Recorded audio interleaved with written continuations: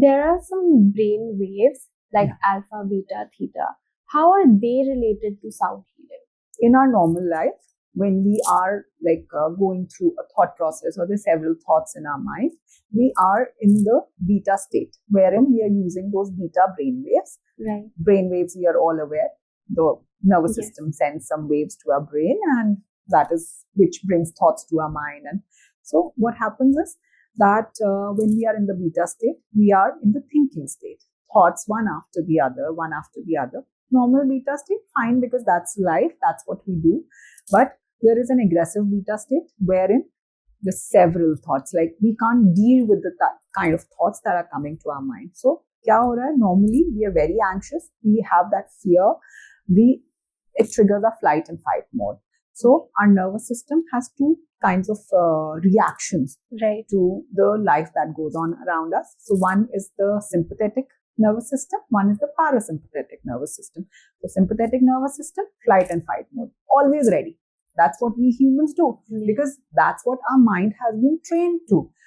When we were like those, the primary times, medieval times, primary times, we had to fight animals. Right. So we were always ready for that fight. Okay. So our mind has grown in that similar pattern, and we are still ready for that flight and fight mode. Either we run or we give it a fight. And what happens is obstacles are coming every day. Challenges are coming every day. So we are always in that fight and flight mode.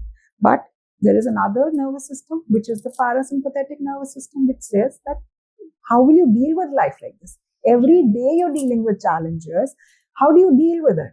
It's coming every day. So now parasympathetic nervous system, this is exactly what sound healing does. It activates the parasympathetic nervous system. That is the rest and restore mode, wherein your system is rested and it is restored, and now it can take up a new challenge.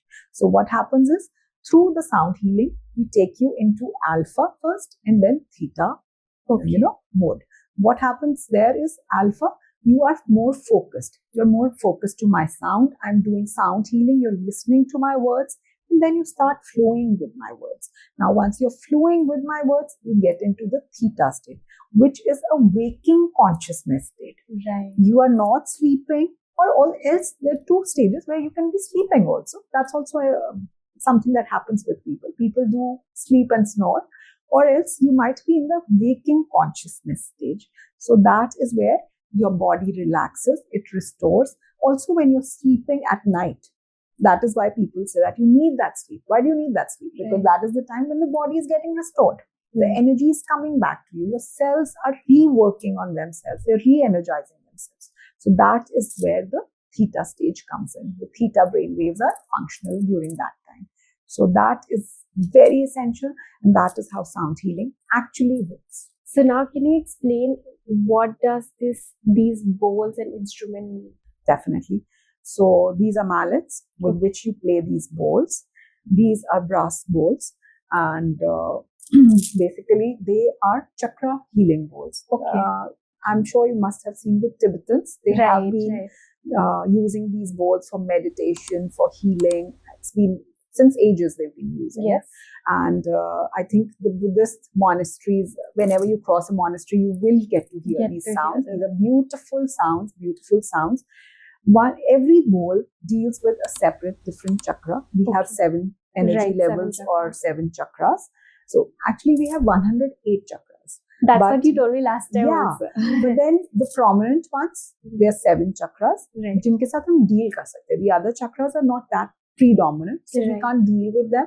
But if these 7 chakras get aligned, the other ones fall in place. Okay. So even if, let's say, your solar plexus is not aligned well. So what does these bowls actually mean? Like, can you tell each? Yeah. So let's start with this bowl. This is the root chakra bowl. Okay. And this is the lowest chakra.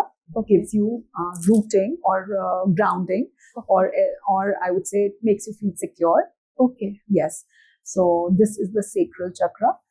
Gives you passion, creativity in life. And it is very essential for married couples. Okay. So because it deals with your passion, your sexual life.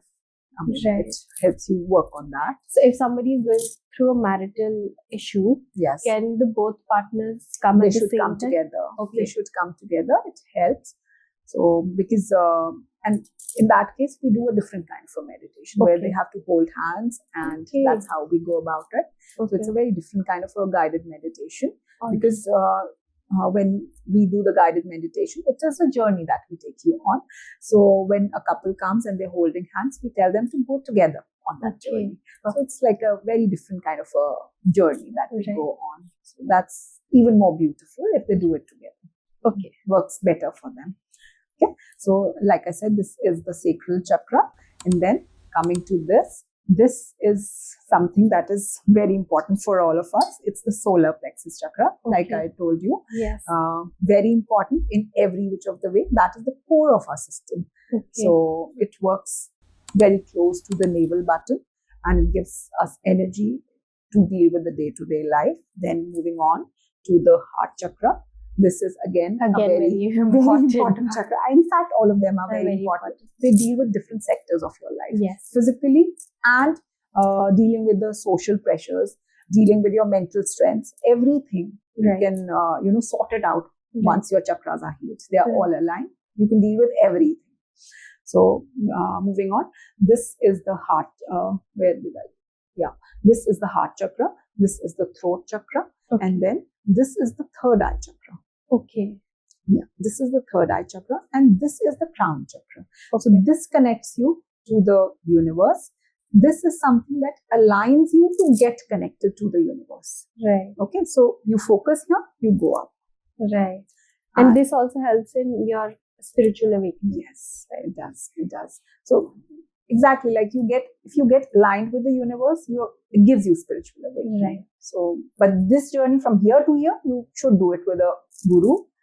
Right. Because you should do the proper chants. I mean, there are specific chants that you do in that case. But otherwise, all of these boards give you strength in whatever way.